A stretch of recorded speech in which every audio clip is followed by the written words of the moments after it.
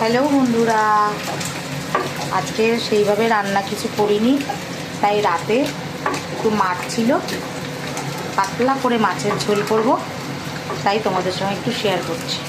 তোমরা দেখো, যেহেতু তাড়াতাড়ি করার আছে তাই একদিকে মাছটা ভাজতে বসিয়ে দিয়েছি, আর একটু আলু যেহেতু দেবো তো আলুটা হালকা সেদ্ধ করে নিচ্ছি।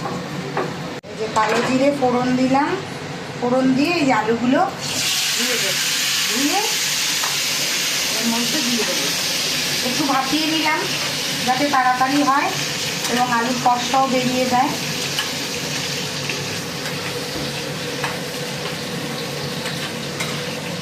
এই যে বেটে রেখেছি কালো জিরে আর কাঁচা লঙ্কা বাটা, আর এদিকে একটু কাঁচা লঙ্কা কুচি, ধনে পাতা আর একটু টমেটো কুচি দেবো, কুচি আর একটু পেঁয়াজ কুচি অল্প একটু দিয়ে দিলাম যাতে গ্রেভিটা একটু ভালো হয়।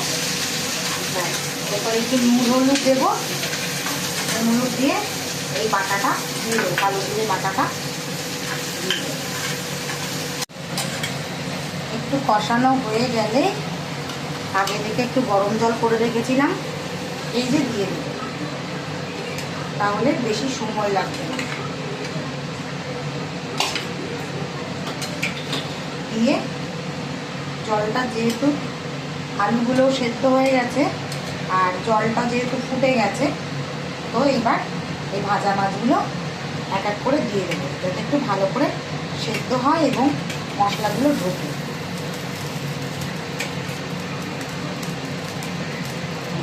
সর্বশেষ এইবার এই ধনে পাতাটা উপর থেকে দিয়ে দেবো, তাহলেই হয়ে গেল আমার চটজলদি মাছের ঝোলটা। ব্যাস, এবার গরম গরম ভাতে এটা করে খাবে, দারুণ লাগবে। কত মশলা খেয়ে খেয়ে যারা বোরিং হয়ে গেছো তারা এইভাবে একটু পাতলা ঝোল করবে কালো জিরে বাটা দিয়ে, সত্যি খুব ভালো লাগবে খেতে।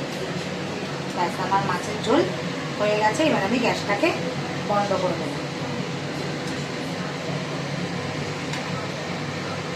তো বন্ধুরা, আমার রান্না হয়ে গেছে, এই দেখো গরম গরম ভাত আর এই যে মাছের ঝোল, এই দিয়ে আজকের আমাদের ডিনার হবে। তো কেমন লাগলো রান্নাটা অবশ্যই কমেন্ট করে জানিও। সবাই ভালো থেকো, টাটা, গুড নাইট।